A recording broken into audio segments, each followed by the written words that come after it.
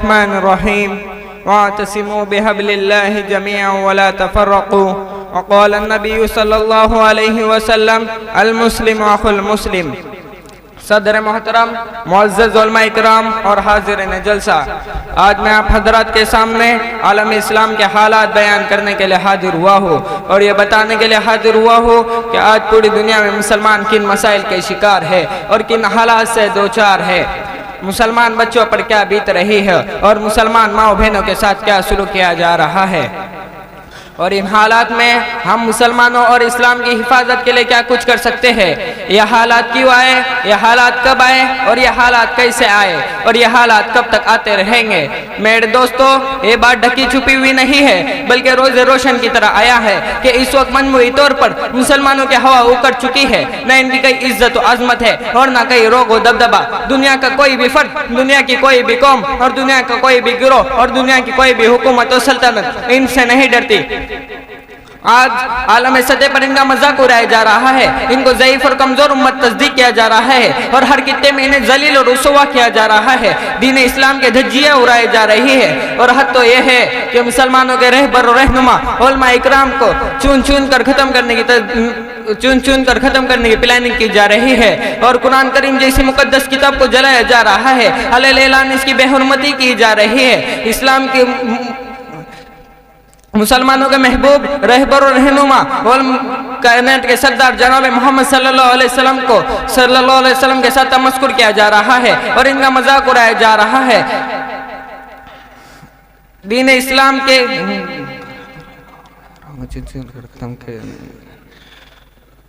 और कुरान करीम जैसी मुकद्दस किताब को जलाया जा रहा है। अलल ऐलान इसकी बेहुरमती की जा रही है। इस्लाम के जानिसार सहाबा इकराम रज़ियल्लाहु तआला अन्हु के खिलाफ किताबें लिखी जा रही है। दहशतगर्दी के इल्जाम से मुसलमानों और मुसलमानों के रहबर और रहनुमा उलमा इकराम को चुन चुन कर खत्म करने की प्लानिंग की जा रही है। मेरे गय्यू मुसलमान भाइयों, जरा सोचो तो सही, आखिर इतना बड़ा इख्तिलाफ कैसे आया। पूरी दुनिया से मुसलमानों और इस्लाम की इज्जत, आजमत और रोग व दबदबा आखिर क्यों कर खत्म हुआ। अरे कल तक वो ईसाइयत जिन्होंने हमारे तलवार के नीचे दम तोड़ा था, अरे कल तक वो ईसाइयत जो हमारे लोंडे और गुलाम बनकर रहा करती थी, कल तक वो हमसे भीख मांगा फिरती थी। लेकिन क्या हुआ कि आज वो ईसाई भी हमसे शेर हो गए, आज वो यहूदी भी हमसे शेर हो गए, आज वो काफिर भी हमसे शेर हो गए जो हमारे जेर साया रहा करते थे।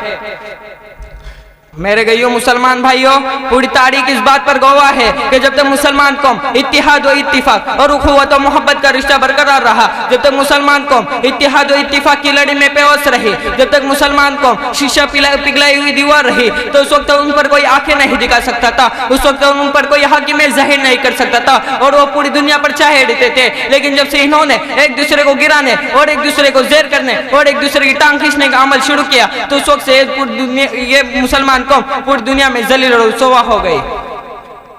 आज हमारी नाकामयाबी और नामुरादी का एक बड़ा सबब यह है कि आज हम हर तरह से बढ़ चुके हैं, इत्तिहाद का माला टूट चुका है, उसके मोतियां बिखर रही है। इसलिए आज हमें जरूरत है कि आज हम अपने सब में इत्तिहाद को कायम करें और इख्तिलाफात और इंतशार को खत्म करके एक प्लेटफॉर्म पर जमा हो जाए।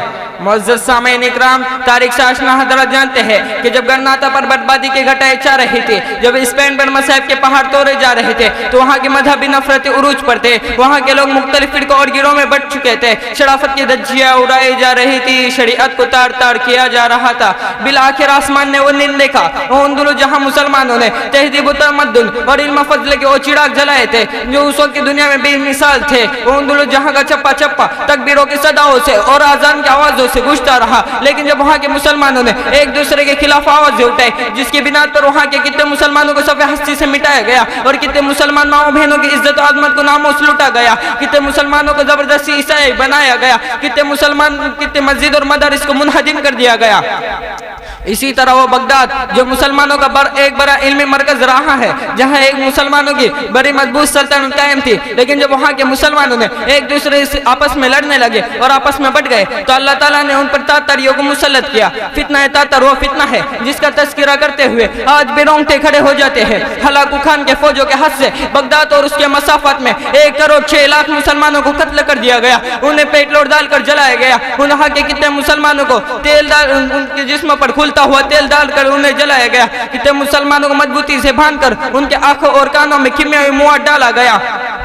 वहाँ के कितने मुसलमानों को मजबूती से बांधकर उनकी आंखों और कानों में कीमे मुआ डाला गया और कितने मुसलमानों के दीवार के साथ खड़ा करके दीवार के जानिब से उनके कानों में खिले ठोक कर एक लंबी मुद्दत तक इसी हाल पर रखा गया और उनके सरों में लंबे लंबे मेखे टोकी गई, जिसको बयान करते हुए कलेजा मुक आता है, जुबान लड़खड़ा आ जाती है, कलम कांप जाता है, जिसको लिखते हुए कलम कांप जाता है, जिसको पढ़ते हुए जुबान लड़खड़ा जाती है और जिसको सुनते हुए दिल से ये आवाज आती है कि अब भी मूसा बिन नजीर और सलाहुद्दीन अय्यूबी जैसा कमांडर दो बड़ा पैदा नहीं होगा जो इन मजालिम का बदला ले सके। मुअज़्ज़ज़ सामीन इकराम, तारीख से आज भी हिंदुस्तान में वही तारीख और वही दास्तान दहाने की तैयारियां हो रही है जो अंदुलुस, बुखारा, समरकंद और ताशकंद में ढाई गई थी। इसीलिए आज पूरी इंसानियत चीख चीख कर पुकार कर ये कह रही है कि हिंदुस्तानी मुसलमानों एक बार फिर मुत्तहिद होकर उठो और इन जुल्म, तअद्दी और शिर्क को, कुफ्र की गंगोर घटाओ को सफ़े हस्ती से मिटा दो और इस पूरे माशरे को इस्लामी साँचे से ढा दो। बहरे बेचैन कश्तीदार लंगर उठा, ताज शाही तेरा मुंतज़िर है ए मुसलमान सर उठा। माशाअल्लाह, मौसूफ ने बेहतरीन अंदाज में तकरीर पेश की। अब हम इसके बाद औलिया के एक तालिब इल्म को दावत स्टेज देते हैं इस शेर के साथ। जुनून के कूचे से वो दिल फगार होके चला, जुनून के कूचे से वो दिल फगार होके चला, शिकार करने आया था शिकार होके चला। मेरी मुराद उससे अरबी पंजुब के एक तालिब इल्म साद मूसा पटेल वो आए और हजरत उमर रज़ी अल्लाह अन्हु की शान पर तकरीर पेश कर। अभी जो मौसूफ पढ़ के गए हैं उनके लिए अरबी अव्वल की तरफ से 500 रुपये का हदिया आया हुआ है और अब्दुल्ला की तरफ से एक हदिया आया हुआ है, वो आए और ले लें। अस्सलामु अलैकुम व रहमतुल्लाहि व बरकातुहू।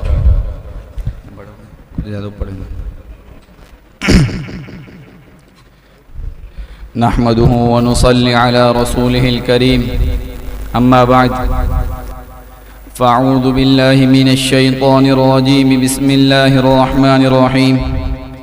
या अय्युहन नबिय्यु हस्बुकल्लाहु व मन इत्तबअक मिनल मुमिनीन, सदक़ल्लाहुल अज़ीम।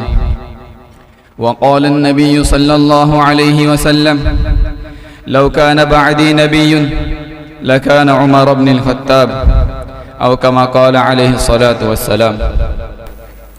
मोहतरम सदर जलसा, असातिज़ा किराम और मेरे अज़ीज़ साथियों, आज की इस मुबारक मजलिस में दानिशवरान कौम के सामने सुतून इस्लाम अमीरुल मुमिनीन हज़रत उमर बिन खत्ताब रज़ियल्लाहु ताला अन्हु की फ़दाइल की दास्तां सुनाने के लिए खड़ा हुआ हूँ।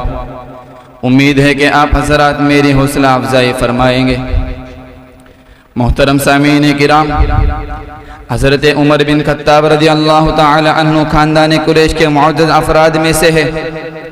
जब रसूल अकरम सल्लल्लाहु अलैहि वसल्लम की बिअसत हुई तो कुफ़ार मक्का आपके मुखालिफ हो गए और दारुन नदवा में इस्लाम के खिलाफ मजलिस मुनअक़िद की और आप सल्लल्लाहु अलैहि वसल्लम के कत्ल का मंसूबा बनाया गया।